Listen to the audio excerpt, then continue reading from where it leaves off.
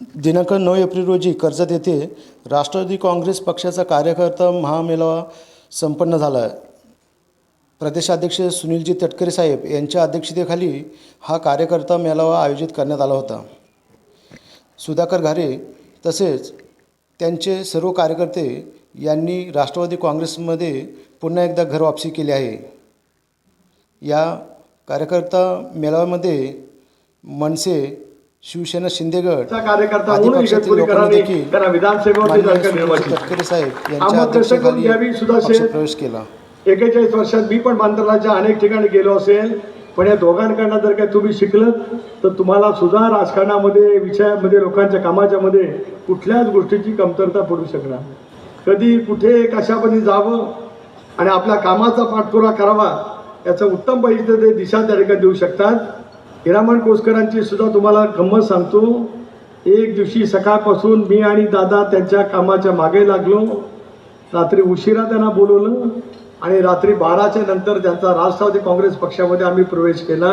त्याचे काय परिणाम झाले ते मी आता या ठिकाणी सांगू इच्छित नाही, पण त्याचे जे परिणाम झाले त्याचे सर्वाधिक कोणाला ऐकायला लागलं ते मला ऐकावं लागलं। पण हा बहादर नेता 75,000 पेक्षा जास्त किती मतं निवडून आला? 87,000 मतांनी इगतपुरी सारख्या प्रगत मतदारसंघातून होता। लोकसभेला यांच्या मतदारसंघामध्ये आपण खूप पिछाडी व्यक्ती होतो, पण पुन्हा एकदा त्या मतदारसंघामध्ये त्यांनी एक प्राबल्य त्या ठिकाणी निर्माण केलं आणि एक निष्ठता त्या ठिकाणी दाखवली। सुधाभाऊ, ज्या पद्धतीने तुम्ही काम करता, मगाशी उल्लेख केला, या तालुक्यामध्ये आदिवासी बांधवांची संख्या मोठ्या प्रमाणावरती आहे। या तालुक्यातल्या अनेक अर्थाने या तालुक्यात महाराष्ट्राच्या पर्यटनाच्या इतिहासामध्ये नावारूपाला येतो।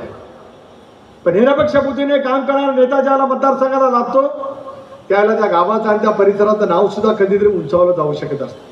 कल्पकता तुमच्या मनामध्ये आली की पनवेलपासून कर्जतपर्यंत येणारा आपला हा जो काही नवीन रेल्वे मार्ग आहे, उद्याच्या भवितव्याच्या कालावधीमध्ये लोकल मुंबईपासून छत्रपती शिवाजी महाराज टर्मिनलपासून किंवा आपल्या दुसऱ्या मार्गापासून या ठिकाणी येईल आणि मग नव्याने होणाऱ्या रेल्वे स्टेशनला वीर हुतात्मा हिराजी पाटील यांचं नाव द्यावं अशी जाहीर सभेमध्ये आपण मागणी या ठिकाणी केली। मी आपल्याला आश्वस्त करतो केवळ लोकसभेचा खासदार रायगड लोकसभा मतदारसंघाचा म्हणून नव्हे, महाराष्ट्र प्रदेश राष्ट्रवादी काँग्रेस पक्षाचा अध्यक्ष म्हणून देशामध्ये मोदी साहेबांच्या अमितभाईंच्या नेतृत्वाखाली एनडीएमध्ये आम्ही जो काही सहभागी झालेलो आहोत, राष्ट्रवादी काँग्रेस पक्षाच्या माध्यमातून आपण केलेली मागणी रेल्वे मंत्र्यांच्याकडे, पंतप्रधान महोदयांच्याकडे, अमितभाईंकडे पोहोचवण्याचं काम तुमचा सहकारी म्हणून सुनील तटकरे प्रामाणिकपणे करेल। नव्हे तर केंद्र सरकारकडनं त्या संदर्भातली मान्यता कशी मिळवायची त्या दृष्टिकोनातून सुद्धा आम्ही पूर्णपणे त्या ठिकाणी प्रयत्नाची पराकाष्ठा करू। दामसेजी, मी तुम्हाला गेले अनेक वर्ष ओळखत आहे। जिल्हा परिषदेमध्ये तुम्ही शेतकरी कामगार पक्षाच्या वतीने निवडून आलात, सभापती त्या ठिकाणी काम करण्याचा तुम्ही अतिशय उत्तम पद्धतीने प्रयत्न केलात। जयवंतीताई इंदोळा या पंचायत समितीच्या उपसभापती सुद्धा राहिल्या, रवींद्रजी जांजे असतील, सर्व सहकारी ज्या पद्धतीने आज या ठिकाणी येत आहेत, गजाननजी देशमुख, याचा अर्थ आपल्या नेतृत्वाच्या बद्दलचा असलेला विश्वास तुमच्या सर्वांच्या मनामध्ये त्या ठिकाणी आदिवासी क्षेत्रामध्ये किंवा या तालुक्यामध्ये झुकत विकासाच्या कामाला माफ हे दिलं जाईलच। तुम्ही मनामध्ये कसली शंका त्या ठिकाणी ठेवू नका। आदितीच्या शिवजन मतदारसंघाला जेवढा निधी जाईल त्याच्यापेक्षा काकणभर सरस अधिक निधी या मतदारसंघामध्ये विकासाच्या कामाच्या दृष्टीने असेल, त्याच्यात आपल्या कोणाच्या मनामध्ये संदेह असून काही कारण नाही।